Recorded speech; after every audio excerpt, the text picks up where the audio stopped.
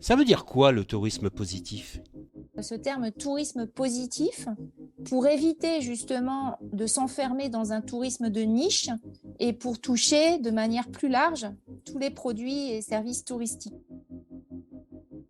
Bonjour et bienvenue sur Expérientiel, le podcast du tourisme positif. Éveiller les consciences, stimuler l'envie d'agir pour un tourisme positif.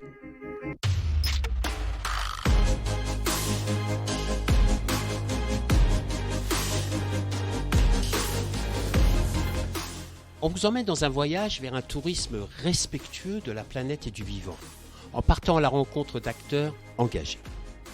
À travers leurs histoires, nous allons découvrir des femmes et des hommes visionnaires, des leviers d'engagement qui sèment maintenant les graines de réflexion et d'action pour un tourisme positif. Je suis François Huette, ambassadeur du tourisme positif avec une expérience internationale, animée par le développement d'un tourisme de sens, proposant des expériences vertueuses en lien avec son territoire. De la prise de conscience au passage à l'acte, il n'y a qu'un pas. Il est le résultat d'un alignement entre réflexion personnelle sur les enjeux actuels, comprendre ce qui nous anime au plus profond de soi et l'expression de sa singularité dans ses activités. Ce travail offre une diversité d'opportunités de se différencier et de sortir des schémas traditionnels. Mon rôle est de vous accompagner sur le chemin d'un tourisme positif. Pour ne rien manquer à notre actualité, suivez la page expérientielle sur Facebook, Instagram et LinkedIn. Nous partons en Auvergne à la découverte d'un site naturel d'exception, le lac du Pêcher, un écologe au cœur du Cantal. Laurence et Daniel partagent un art de vivre connecté à un lieu et à la nature. Une destination avec une âme pour se ressourcer où le cours du temps s'arrête pour des instants absolus en terre sauvage d'Auvergne. Sans plus attendre, je vous invite à faire une pause dans un lieu confortable et calme, au contact de la nature, pour prendre le temps de découvrir un tourisme positif. Bonne écoute!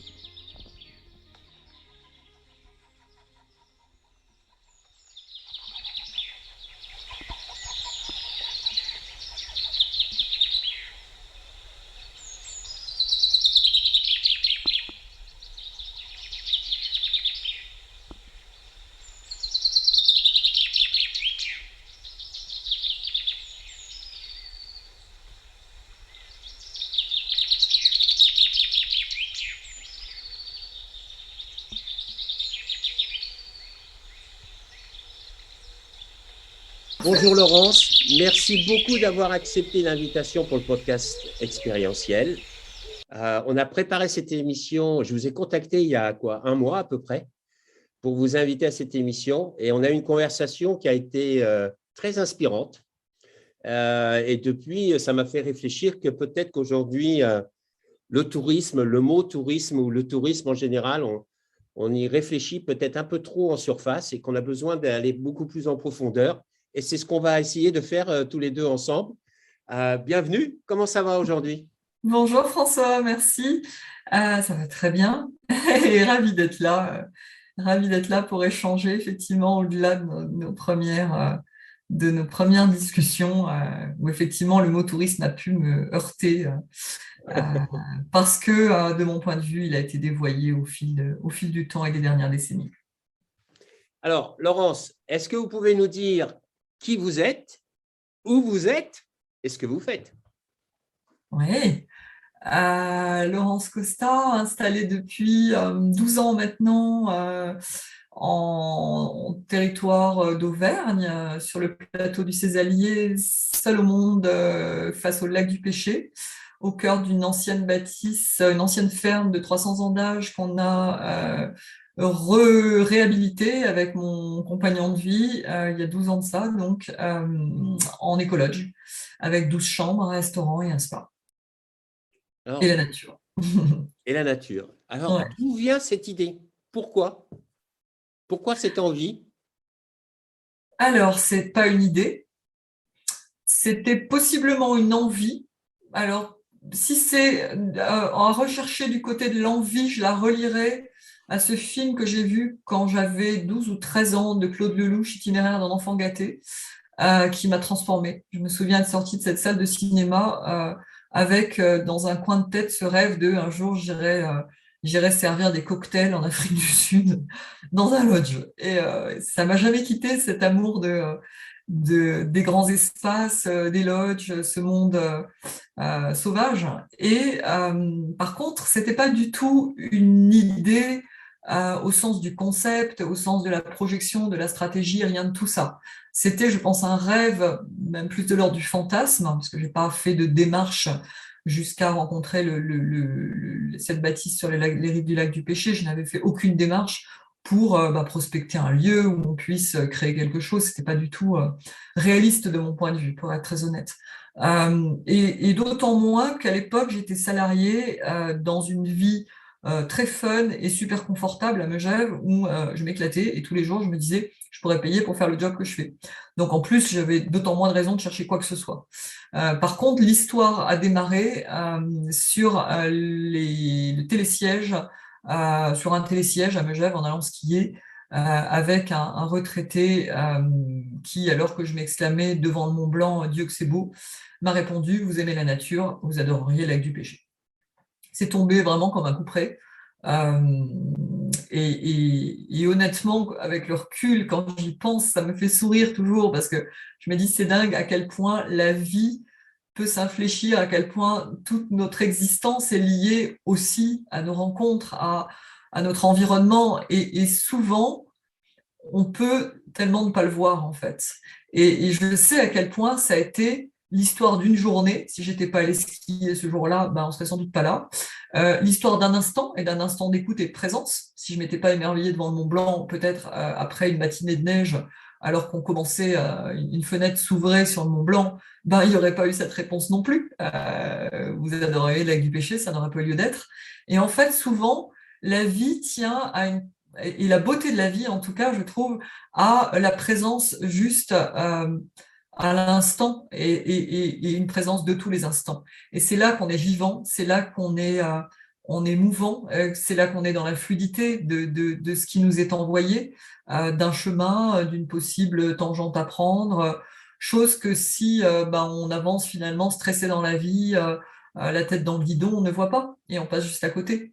Et là, j'ai ressenti pleinement à quel point cette année sabbatique que je m'étais offerte pour partir voyager autour de la France, qui s'était terminée dans la shrine d'Arnaud Desjardins, c'est le fait ce jour-là, cette fin de congé sabbatique qui coïncidait avec ce séjour chez Arnaud, venait se clore en fait dans une ouverture de conscience qui fait que ce jour-là, j'ai liquidé toutes mes peurs. Et j'ai pu, ça me paraît comme une évidence, embarquer dans l'idée de pouvoir tout lâcher, y compris un job fun pour lequel j'aurais pu payer, mais qui était quand même super confortable puisque j'ai été payé, avec une vie franchement agréable à Megève, une vie connectée. Et à l'époque, ça m'allait très bien. Connectée à la nature, mais connectée aussi au monde, avec des spectacles, des concerts, beaucoup d'animations, et c'était vraiment fun aussi. Et donc, je pense que jamais je n'aurais lâché tout ça pour aller créer un écolodge paumé au milieu de nulle part sur les rives d'un lac, le lac du Péché en l'occurrence, avec tous les risques, puisque on s'engageait financièrement y compris, et jusque personnellement, puisque la banque accompagne, mais on est caution personnelle. Donc en fait, voilà, c'est l'expérience de la vie au quotidien. Et je pense que quand on est dans cette connexion à la vie, la vie finalement conspire à vous accompagner sur le chemin de vos rêves. Et sur le chemin de mes rêves ou de mes fantasmes à l'époque, oui, il y avait le lodge, il y avait l'esprit du lodge en Afrique.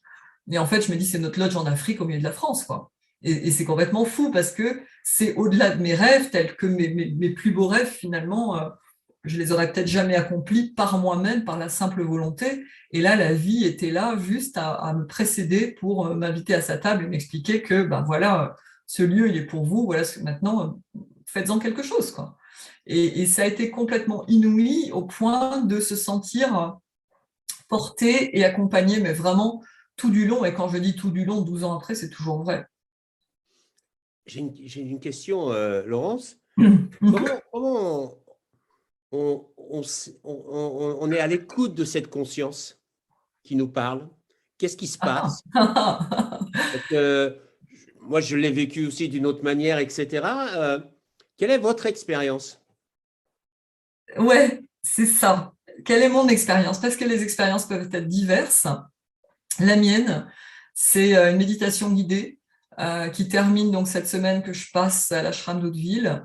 Et la méditation se termine, il est 7 heures du matin, il fait nuit, on est en novembre, fin novembre, et ça se termine donc par, je ne sais plus quelle était la phrase précisément, mais ça se termine par ici et maintenant. Et je pose mon front au sol et je me relève traversée par la lumière et en larmes. À la fois dans le rire et les larmes, hein, quelque chose de complètement décapant, de l'ordre du feu d'artifice. J'étais complètement éblouie dans le noir. Et là, toutes mes peurs s'évaporaient. Et là, il y avait le petit moi qui n'a cessé de ressurgir toute la journée à vouloir me titiller. Et ça, tu vas avoir peur de ça. Et j'étais morte de rire, quoi. Et j'entendais mon petit moi qui me parlait en panique parce que tout d'un coup, ben, l'ego s'efface, ça fait peur. Et quelque chose qui était supérieur à ça, du niveau de la conscience précisément, qui était, mais alors, dans une plénitude absolue et que rien n'effrayait. Et donc, c'était vraiment très drôle parce que ça a été une expérience décapante que j'ai pas su forcément expliquer et mettre en mots tout de suite. Hein. C'est particulier quand même comme expérience à vivre. Mais par contre, après année après année, enfin mois après mois déjà, et année après année, ben, j'ai réussi à mettre des mots là-dessus, à comprendre ce qui m'était arrivé et je sais à quel point ça a dénoué toute peur. D'ailleurs, à l'époque, j'avais la phobie des serpents, c'était même à la télé, c'était une peur de panique. Aujourd'hui, on en a à côté de chez nous, je la regarde et tout va bien, et voilà. Mais et en fait, tout s'est dissous, pardon, ce jour-là. C'était extrêmement troublant. Mais ce qui était très intéressant, enfin, ce qui est très intéressant et qui rejaillit et encore aujourd'hui dans l'expérience qu'on donne à vivre à l'écologe, c'est cette connexion aussi finalement et cet accès à la conscience et à la pleine conscience qu'on accompagne aussi côté spa dans l'espace de méditation avec des méditations guidées. Là, on est en train de mettre en place cette semaine précisément pour une première immersion qui aura lieu en mai prochain, une immersion pour entrepreneurs. Et l'idée, c'est comment on accompagne et comment on pose. C'est un peu notre prochaine pierre, on va dire, au monde de demain pour une société et une humanité renouvelée et régénérée. Comment on pose cet accompagnement avec un coach, avec une sophronaturologue, dans cette connexion à la nature, dans cet appel au silence. Mais par contre, cette immersion pour entrepreneurs, elle, a une approche résolument différente. C'est une approche par l'analyse, par la réflexion, par l'accompagnement, par les mots. Alors que moi, cette traversée-là, elle s'est faite dans le silence absolu, dans la solitude et dans le noir. Voilà, c'était très différent. Et aujourd'hui, heureuse? Aujourd'hui, oh, absolument. Hein, heureuse?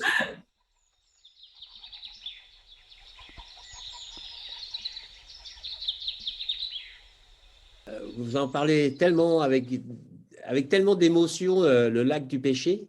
Ouais. Vous nous le décrire? Ah. Ce petit bout de paradis qu'est le vôtre? Il est dingue ce lieu. Franchement, il est dingue et il est au-delà des mots. C'est-à-dire que ce lieu, nous, on l'a connu, un lac vidé, envasé, dans un sale état. Pour cette raison-là, et devant l'évidence que la bâtisse faisait face à ce lieu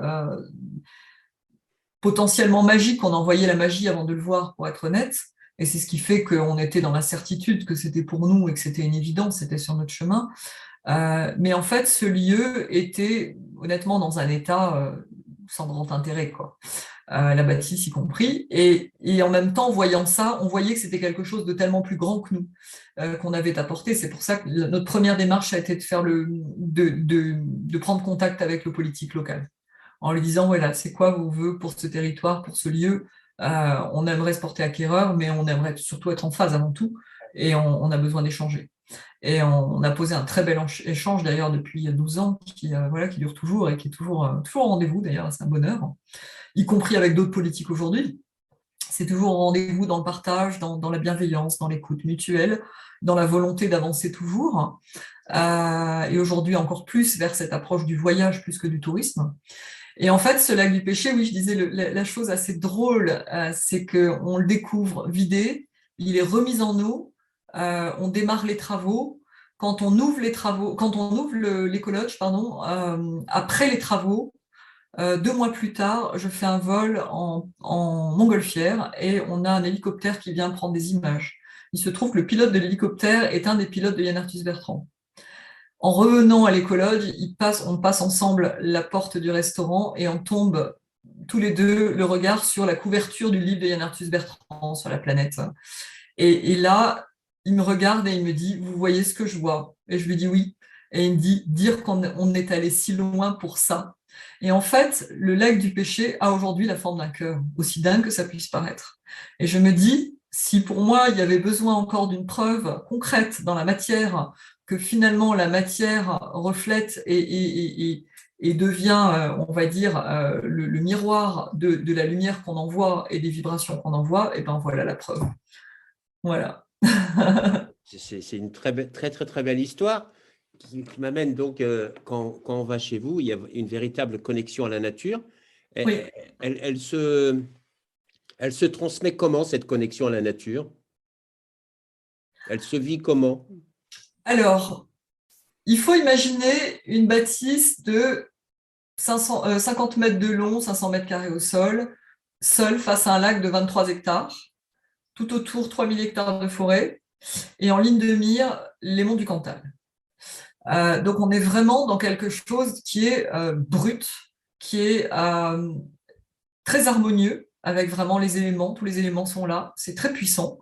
On a ces monts du Cantal, volcaniques, le feu, on a l'eau juste devant, on a la terre qui est bien là, la forêt, l'air, il y a toujours une brise qui souffle, on est vraiment dans cette connexion extrêmement harmonieuse en fait au vivant. Et c'est un lieu de surcroît, c'est ce que je dis souvent en rigolant, c'est pas les Seychelles, quoi. C'est un lieu souvent, là, ça souffle, là, tout de suite, où on sent les éléments. Et qui aime les éléments, alors ça peut être décapant, hein, mais fatalement est embarqué. Je veux dire, qui aime, je sais pas, moi, l'Islande, les terres chiliennes, l'Atacama, enfin, ces terres de bout du monde, souvent, qui sont, qui chahutent aussi un peu, aiment ce lieu, parce que c'est un lieu qui chahute, mais c'est un lieu d'une beauté inouïe, qui est vibrant de vie, quoi. C'est vivant, c'est vibrant, c'est ça. Donc les gens, quand ils arrivent, qu'est-ce qu'ils voient? Ils voient, la première chose qu'ils voient, c'est que, waouh, on est au milieu de nulle part seul en France, ce qui est quand même assez rare. Il n'y a pas une habitation, ce qui veut dire que le soir, on n'a aucune pollution visuelle, puisqu'il n'y a pas une habitation. Donc on est seul au monde. Hier soir, on avait un ciel totalement étoilé avec la grande ours juste au-dessus de la bâtisse, Orion, la constellation d'Orion un peu plus loin. Je regardais ça, je me dis, waouh, c'est tellement magique. Et c'est cosmique. On sort de là, on est forcément envoûté et on est embarqué dans cette espèce de bulle, quoi, qui est en même temps complètement ouverte sur le monde. C'est pas un lieu de retrait au sens coupé du monde. C'est un lieu de retrait au sens retraite, intériorité, présence à soi, mais présence à soi dans le miroir du monde et dans la connexion au monde. Et cette connexion, elle se fait à la nature, donc c'est extrêmement puissant puisqu'on est la nature. Et fatalement, ça renvoie différents possibles en termes de ressenti, soit quelque chose qui chahute énormément, et des gens qui vous disent étrangement, alors qu'on ne peut pas se connecter, oula, on a un problème, on va devoir partir. Alors ça nous est arrivé. De moins en moins, parce qu'au bout de 12 ans, forcément, vous avez une image et beaucoup de gens qui vous sont envoyés par de bouche à oreille, donc qui ne viennent pas comme ça par hasard. Mais il n'empêche qu'il peut y avoir ce ressenti-là. Après, le ressenti pour la plupart de nos hôtes, c'est « waouh, c'est dingue ce lieu ». Parce qu'on réalise à quel point on est hors du bruit du monde. On est dans un espace extrêmement privilégié, qui n'est pas une bulle au sens parenthèse, au sens coupé de nouveau de la vie. Et non, on est pleinement dans la vie. Mais par contre, qui est une bulle au sens un lieu qui n'est pas chahuté et qui laisse une disponibilité à soi, un temps pour soi, une présence à soi.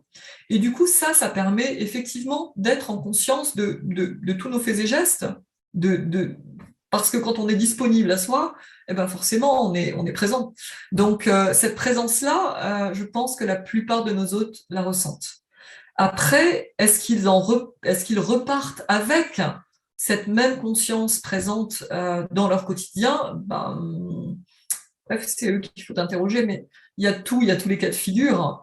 Beaucoup, pour être honnête, repartent avec ce constat qui est maintenant on retourne dans la vraie vie. Et je me dis, ah mince, on a raté un truc parce que la vraie vie, elle est là pareil, quoi. Elle est Ouais, juste ouais. partout. Elle est partout. Mais c'est là qu'on voit à quel point on vit dans un mode dualiste et pas dans la dialectique de la vie, dans un mode binaire où c'est noir ou blanc et où on n'a pas intégré que finalement la vie c'est chaque pulsation c'est là ici et maintenant tout le temps et partout et ça les trois quarts du temps les gens ne l'intègrent pas donc quand on est dans cette vision conscientisée limitée par le mode sociétal on va dire et la manière dont on a été éduqué et formaté d'une certaine manière bien sûr que on va se dire waouh c'était une jolie parenthèse waouh on a passé un joli moment mais c'est aussi pour ça qu'on a créé cet espace PAD et cette immersion pour entrepreneurs en se disant si on veut participer à faire bouger les choses et à faire bouger les lignes, comment est-ce qu'on accompagne les entrepreneurs qui ont un impact sur le monde et comment on apporte cette conscience supplémentaire et pas le juste bah ouais c'était super, c'était une belle parenthèse. Quoi.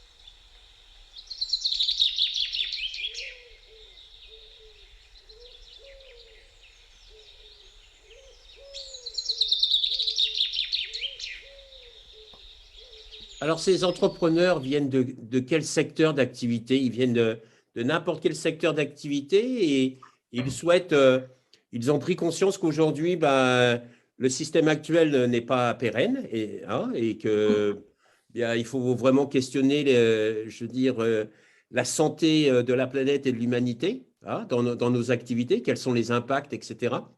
Et donc, ces gens viennent de différents milieux et viennent justement pour se dire, ben voilà, j'ai pris conscience, maintenant j'aimerais passer à l'acte, mais je ne sais pas forcément comment faire, c'est ça? Alors, ça, on pourra s'en reparler peut-être plus tard, parce que là, la première aura lieu du 8 au 13 mai D'accord. 2022. Donc là, on n'a pas ce recul-là, c'est vraiment tout nouveau. Ça a vraiment germé après un an de travail, de confinement en confinement. On s'est dit, mais comment on fait évoluer certaines choses? Comment on apporte vraiment cette nouvelle pierre à l'édifice? Euh, Maintenant, à qui ça s'adresse en termes de profil, je dirais, à défaut de savoir qui viendra, tout type d'entrepreneur curieux, intéressé à faire évoluer ses pratiques et suffisamment ouvert pour poser en tout cas le postulat que les choses puissent être tellement plus simples qu'il n'a jamais pu le croire. Voilà, que les choses puissent être tellement différentes et tellement plus simples que tout ce qu'il a bien voulu croire, y compris dans l'entrepreneuriat, dans une approche économique à tout niveau. Donc c'est vraiment notre postulat et c'est pour ça d'ailleurs que sur le site, avant d'accepter une inscription, on propose et même on impose 30 minutes d'échange pour valider les attentes, les intentions et si on est bien sur la même longueur d'onde. Parce que l'idée, nous, c'est pas de remplir pour remplir, ça n'aura aucun sens, mais c'est comment est-ce qu'on accompagne et comment ce temps-là, c'est un phare en fait qui attire les personnes finalement qui seront en vibration avec ça. Donc ça peut toucher, oui, n'importe qui. Après, ça peut toucher la grande entreprise comme, je sais pas, l'auto-entrepreneur. Ça peut toucher celui qui travaille dans les cosmétiques, comme l'hôtelier, comme le restaurateur, enfin, qu'on est aussi, comme n'importe qui en vrai. Toute personne Voilà. qui se sent concernée et Oui, pas. exactement. Toute personne, on va dire, qui apporte sa contribution au monde à travers une entreprise ou qui travaille d'elle-même, voilà, et pour elle-même, mais qui a cette envie d'évoluer et d'avancer dans la vie, parce que de toute façon, le coaching, c'est toujours intéressant pour avancer. Mais au-delà de ça, c'est plus que du coaching, c'est aussi un temps pour inscrire une connexion à la nature avec un accompagnement sophrologique.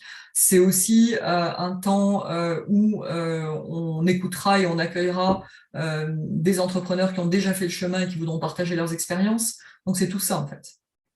C'est toute une dynamique. Bravo, Oh bravo. ben, C'est c'est bien. juste un immense plaisir en vrai. Ouais. Oui, Merci. moi, c'est ce que je ressens en vous écoutant et les plusieurs fois qu'on a échangé, aussi bien téléphone, maintenant en visio ou par mail. Il y a une réelle passion en vous. Vous vous éclatez Bien aujourd'hui, sûr. non? Ah oui, bien sûr. Ah bah sinon, on ne ferait pas ce qu'on fait, bien sûr. C'est, Ouais. personnellement, je pense que c'est une question d'état d'être me concernant et que je pourrais faire n'importe quel métier, je serais passionnée par ce que je ferais, sinon je ne le ferais pas.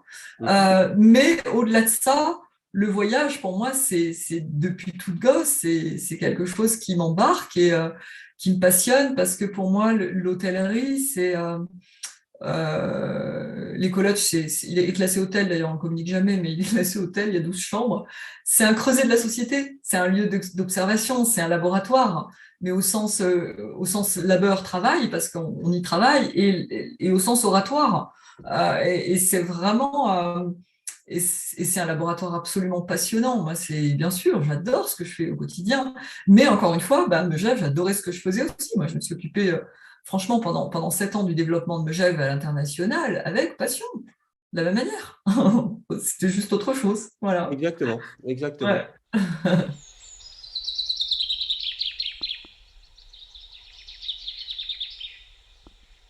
Et donc, vous n'êtes pas toute seule. Vous m'avez dit qu'il y avait un collectif d'hébergeurs qui partage vos valeurs, qui s'appelle Natitude. Vous pouvez Mhm. nous en dire un peu plus là-dessus? Bien sûr.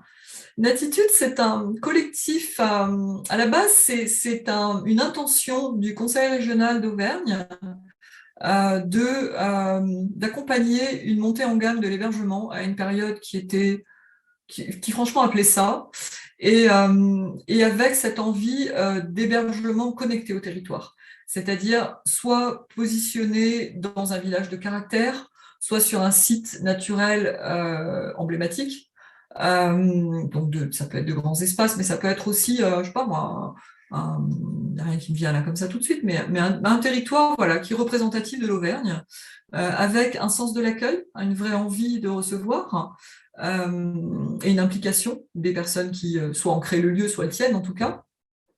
Et puis, cette connexion à la nature et au bien-être. Donc, dans Attitude, il y a nature-attitude. Donc, il y a vraiment cette connexion à la nature et au bien-être. Et pour la petite histoire, ce qui est drôle, c'est qu'à l'époque où, avec mon compagnon de vie, on planchait, entre guillemets, sur le dossier de l'écologe, parce que ça a quand même été un dossier pas léger, ne serait-ce que financièrement, enfin voilà, c'était pas rien. Eh bien, on avait sollicité la région pour nous accompagner en termes de subventions, et il se trouve que le retour de la région, c'est incroyable parce que en fait, vous êtes complètement connecté à l'attitude. Et moi, sur l'instant, ça m'a envoyé aucune attitude. Le mot est chouette, mais c'est quoi?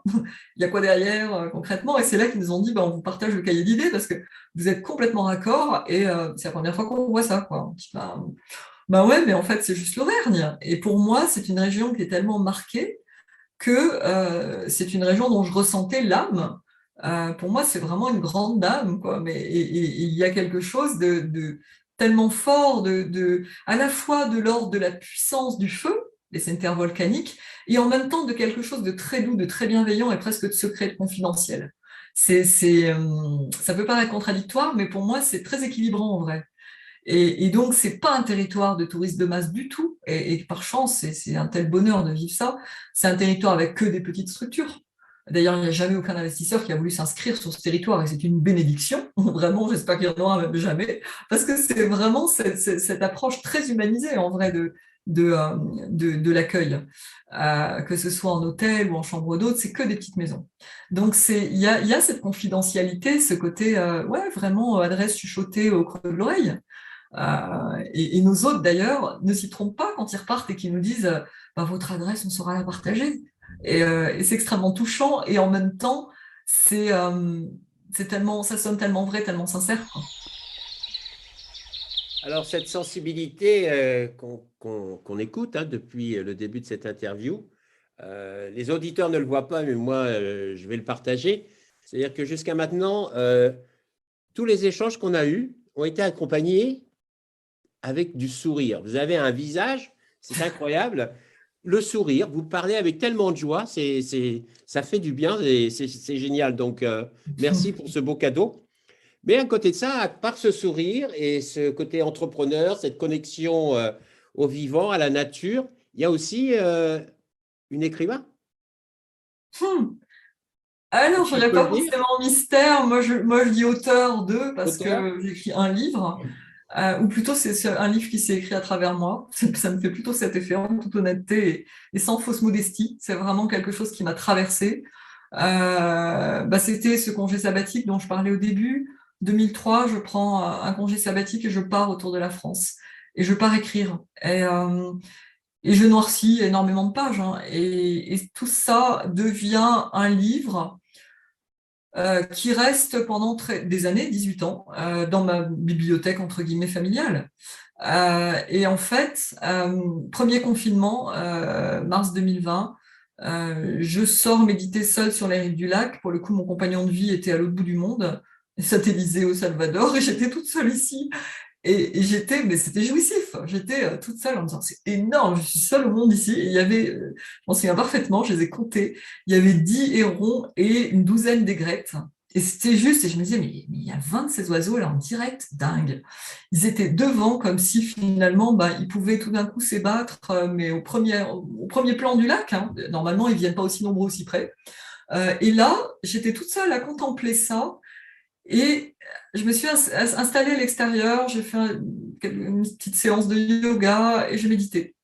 Et là, il m'a traversé, reprends ces écritures, tu as quelque chose à partager au monde.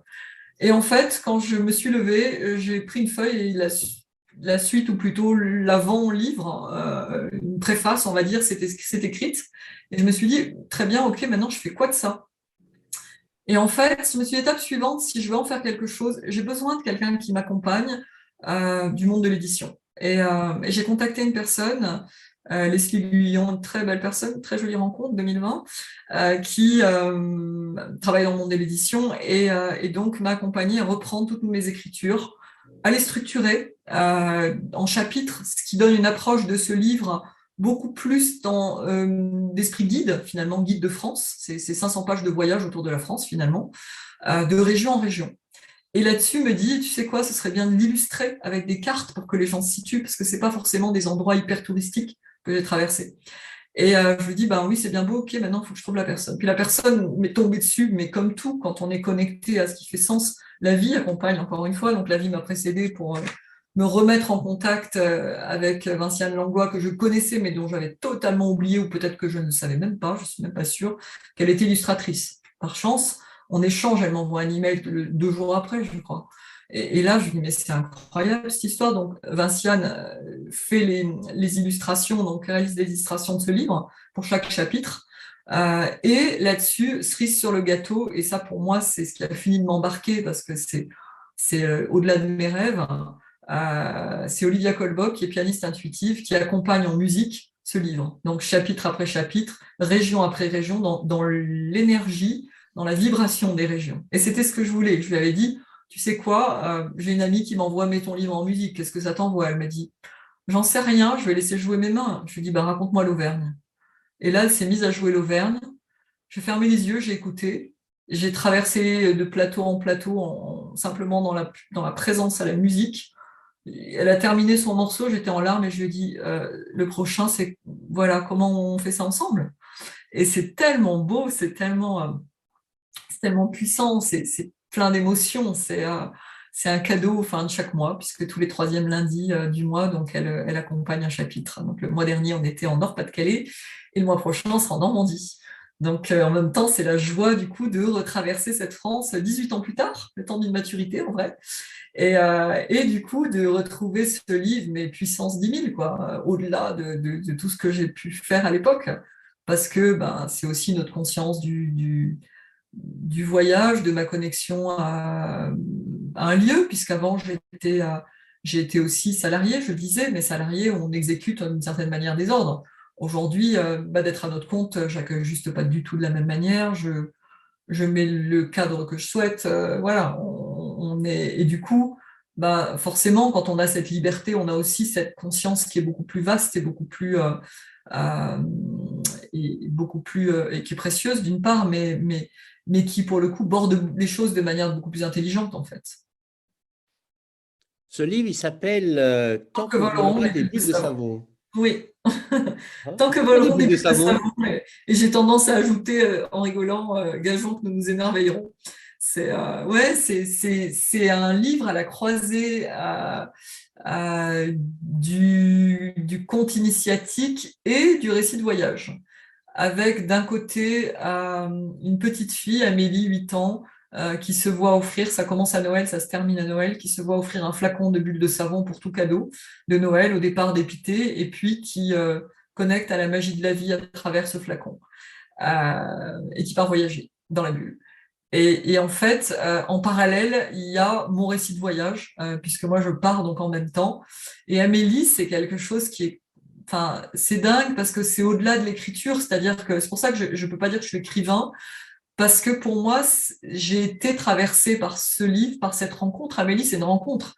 Un matin au petit déjeuner, d'ailleurs j'en parle dans ce livre, je cherche le sens des choses. C'est un moment donné où je suis un peu déconnectée du sens des choses pour moi. Et je suis entre la tranche de brioche et de confiture et perdue, les yeux dans le vague. Et là, j'ai Amélie qui m'apparaît dans une bulle de savon. J'ai un truc fou, quoi. Une image, mais de l'ordre de la visualisation intérieure. Et je pars travailler toute la journée. Le soir, je reviens et je prends une feuille blanche et ça s'écrit. Et le début d'Amélie, en fait, s'écrit là.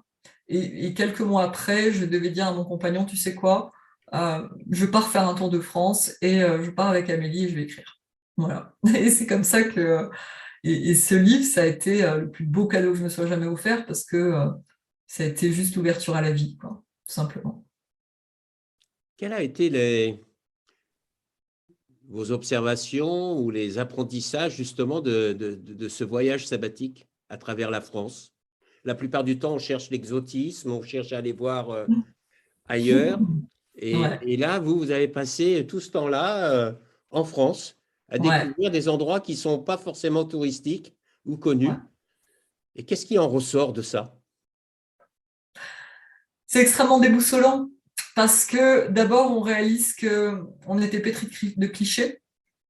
Et pour moi, le voyage de demain, d'ailleurs, pose cette question, et c'est pour ça que je suis tellement heureuse de ressortir ce livre, enfin de sortir ce livre réellement, c'est que en vérité, je pense que le voyage de demain appelle à retrouver ou à rencontrer peut-être, pour ceux qui ne l'auraient jamais vécu, l'exotisme dans la proximité. Et je pense que c'est avant tout une question de regard. On peut aller chercher le trésor au bout du monde, mais l'esprit même de l'écologe, c'est ça, hein, c'est ce qu'on a posé, c'est-à-dire on peut chercher le trésor au bout du monde, mais quand je sais que moi, 3 personnes sur 10 qui viennent chez nous viennent de aller Auvergne, Limousin, 1 heure et demie de route alentour, je suis aux anges, parce que je me dis c'est précisément ça l'esprit de l'écologe. S'il n'y avait pas une clientèle naturelle et spontanée sur le territoire, je me dirais on a raté un truc. Parce que c'est ça l'intelligence de ce lieu, et pour moi c'est ça l'intelligence du voyage, c'est-à-dire avant d'aller chercher autre chose et avant d'aller chercher loin, comment est-ce qu'on s'est déjà regardé chez soi et autour de chez soi. Et donc ce voyage autour de la France, c'est drôle parce qu'en fait, au départ, j'avais fait le vœu d'un voyage autour du monde. Et mon compagnon venait de trouver un super emploi, bref. Et du coup, je me disais, je me vois pas partir seule autour du monde parce que j'aurais trop eu envie de le partager. Je vais partir juste en France. Mais le juste est ridicule, en vrai.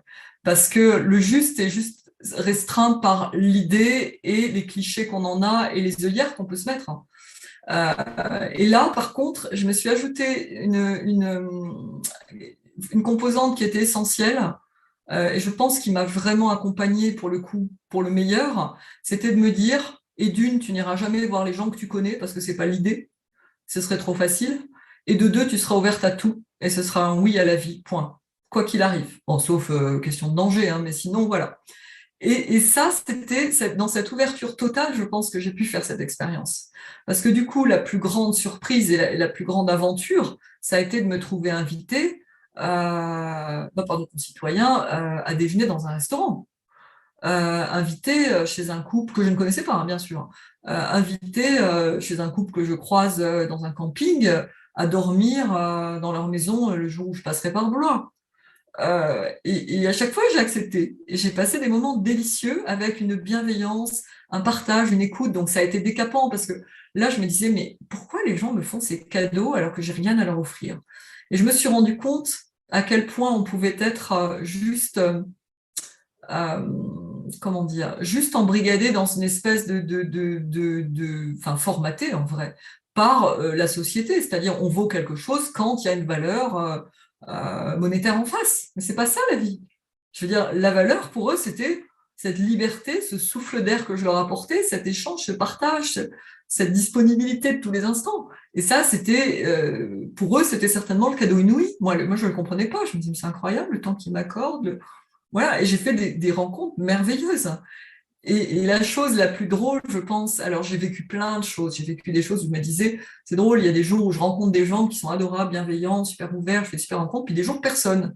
Et un beau jour, je me suis dit, mais pauvre fille, c'est pas toi le problème. Est-ce que ce serait l'autre, vraiment? Et quelle est la limite, en fait, de ce que tu poses là comme une évidence? Quelles sont ces limites-là? Est-ce que c'est toi qui es suffisamment ouverte aujourd'hui? Peut-être pas. C'était très intéressant. Donc, ça a été vraiment j'allais dire presque une psychothérapie intérieure, parce que quand on est dans le silence et de soi à soi pendant 7 mois, c'est pas rien. Donc, c'est une écoute, en tout cas intérieure, extrêmement puissante. Et la chose la plus drôle, c'est que j'ai terminé ce congé sabbatique en partant en voyage, pour le coup, au long cours et lointain avec mon compagnon. On partait plus de 15 jours à Cuba. Et quand je nous organise le voyage, je passe la porte d'une agence de voyage, j'organise tout ça, et en partant, elle me dit, vous avez de la chance, vous verrez, les Cubains sont fabuleux. C'est bien différent de nos concitoyens. Et là, j'éclate de rire, je lui dis, vous imaginez pas à quel point vous avez tout faux. Et elle me dit, ah bon? Bah, je lui dis, je termine un voyage autour de la France et c'était juste inouï. J'ai eu un accueil incroyable et j'ai vécu des choses magiques. Je lui dis, maintenant, Cuba, c'est juste autre chose. Et je vais pas chercher la France si je vais à Cuba. Mais voilà, et c'était très drôle parce que ça venait boucler ça en m'envoyant le voyage en conscience que j'avais vécu, alors que, préalablement, au tout début de mon voyage, j'étais dans ce formatage, quoi. Et cette vision finalement assez fermée et assez bien formatée en fait de ce qu'est le voyage, de ce qui n'est pas, de ce qu'est la vie, de ce que ça n'est pas, de tout ça en vrai, de tout ce qui nous de tout ce qui nous co-crée au monde dans la relation à la vie au quotidien finalement, qui est très souvent, si on l'observe, binaire. C'est très intéressant ce que vous dites, Laurence. Il y a quelque temps, j'ai animé un atelier avec une amie où on posait la question suivante aux participants. On leur disait, tiens, vous allez noter les 3 mots qui représentent pour vous le voyage.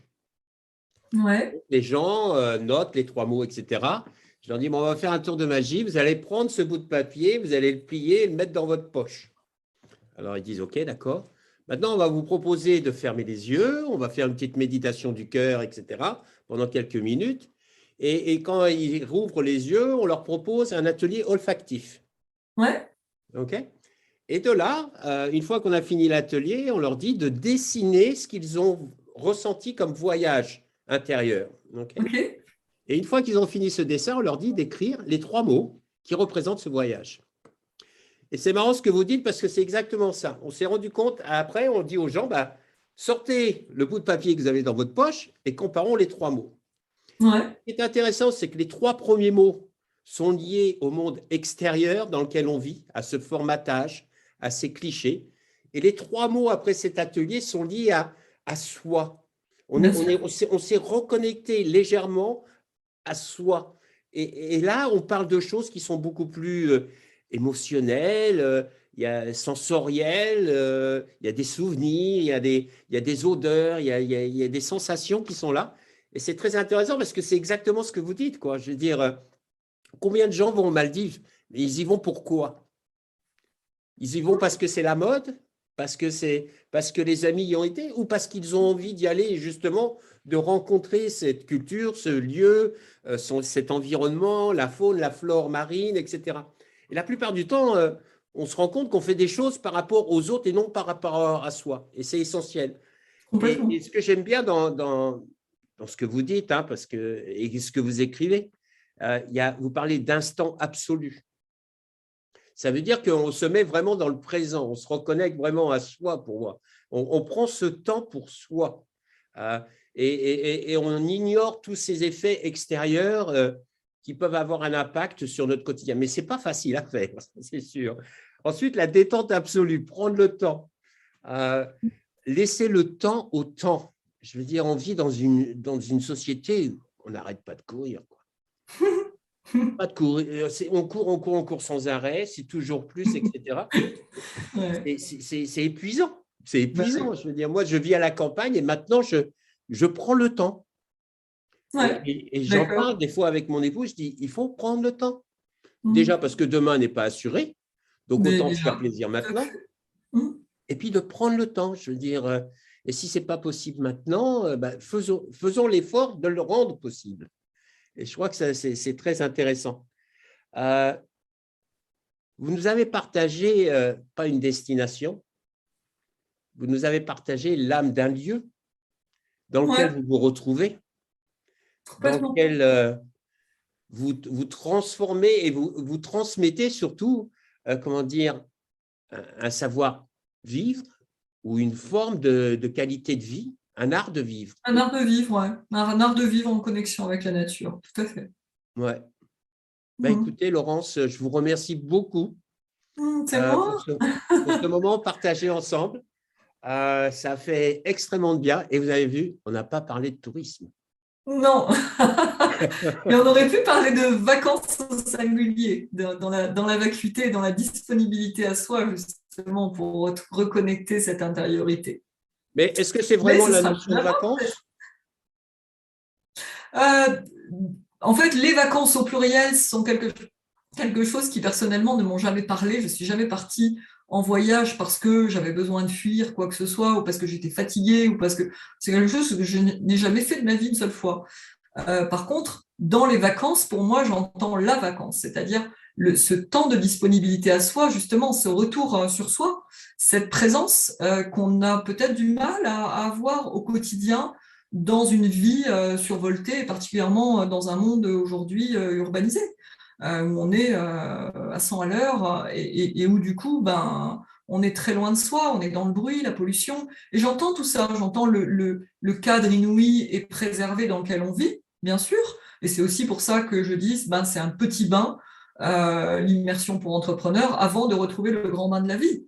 Parce que j'ai tout à fait cette conscience-là. Mais à côté de ça, je suis convaincue que la puissance du voyage, ou la puissance même connectée du voyage et des vacances et de la vacance, sont quelque chose d'extrêmement important et essentiel aussi à la régénération de notre société, de notre humanité. Parce que c'est un temps qui, justement, loin de la fuite, est un temps de retour sur soi pour évoluer, pour avancer, pour se reconnecter à l'essentiel, à ce qui fait sens, quoi, tout simplement.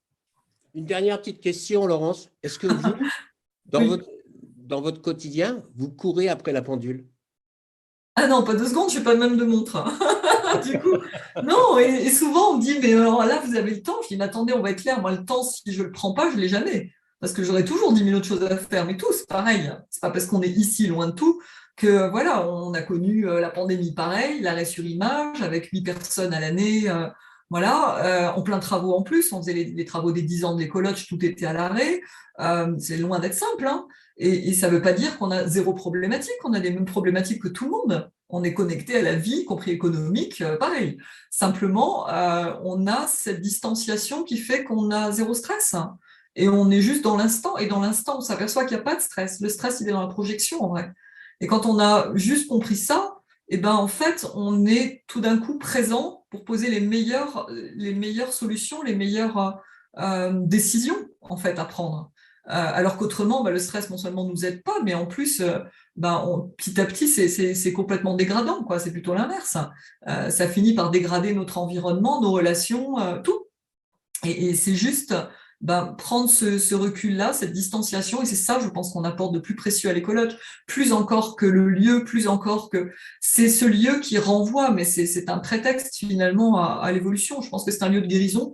Je l'ai toujours dit un peu en sourdine. Je pense que c'est la première fois que sur un podcast, ou en tout cas en mode voilà public, j'emploie ce terme. Mais pour moi, c'est un lieu de guérison, clairement. Et je crois que le voyage est là pour ça aussi. Moi, je vous rejoins complètement pour le lieu de guérison. Je crois que l'humanité aujourd'hui est malade. Mm. On le voit, hein, il y a un mal-être, il y a entre les burn-out, etc. Je veux dire, ce qu'on vient de vivre actuellement avec le Covid, Mm. le yo-yo émotionnel, etc. Et je pense qu'on a besoin justement et que la nature est là pour être ce lieu de guérison. Bien sûr. Elle est tout autour de nous et on doit y prêter attention et y faire attention.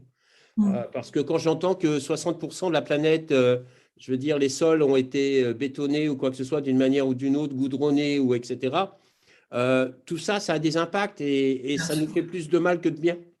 Donc, je suis d'accord avec vous que la nature, c'est notre lieu de guérison. Moi, j'y vais quotidiennement avec mon chien et je sais que si je ne peux pas y aller 2-3 jours, parce que mes activités professionnelles, j'ai l'appel de la nature. Et quand j'y vais, j'y retourne et j'y suis bien. J'y suis bien. Sûr. J'ai même un arbre. J'ai un copain, c'est un arbre. Il a un regard, etc. Et comme vous, moi, j'ai un peu la phobie du serpent. Donc, mais moi, c'est passé. Moi aussi. C'est passé en Indonésie, quand je vivais en Indonésie, parce que j'ai rencontré un scientifique spécialisé dans les serpents et qui m'a expliqué que le serpent, il avait surtout, la dernière chose qu'il avait envie, c'est de rencontrer un humain. Bien sûr. Parce que c'était une menace. Donc, voilà. Donc, merci beaucoup. Bonne continuation. À très bientôt, j'espère. Avec joie. Merci beaucoup. Tous mes voeux de succès pour ce séminaire immersif pour ces entrepreneurs qui ont envie de s'engager. Eh ben, ça sera avec une immense joie qu'on les accueillera en tout cas. Merci beaucoup, François. Belle journée. Belle journée à tous. Vous aussi. Au revoir. Au revoir.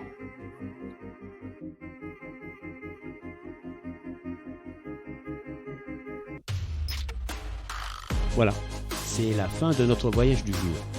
J'espère que vous avez vraiment passé un agréable moment en notre compagnie et que nous avons pu semer des graines d'inspiration et d'action. Surtout, n'oubliez pas, le tourisme de demain, c'est maintenant qu'on le construit et ensemble. C'est un tourisme qui est guidé par le sens, l'expérience et en lien avec nos territoires pour assurer la pérennité de nos métiers et de nos activités. C'est essentiel. Si vous avez vraiment aimé ce podcast, favorisez sa diffusion en lui donnant 5 belles étoiles sur Apple ou la plateforme podcast préférée que vous utilisez. Et puis, surtout, et ça c'est le plus important, n'hésitez pas à partager dans votre réseau. Essaimer la connaissance, essaimer le partage d'expérience. C'est essentiel pour chacun d'entre nous d'avoir accès à cette information. Et puis, si vous voulez continuer l'aventure avec nous, le voyage avec nous, bien, je vous invite à vous abonner pour suivre tous les épisodes gratuitement et être informé dès qu'ils sont publiés. Voilà. Je vous remercie et à très bientôt. Au revoir.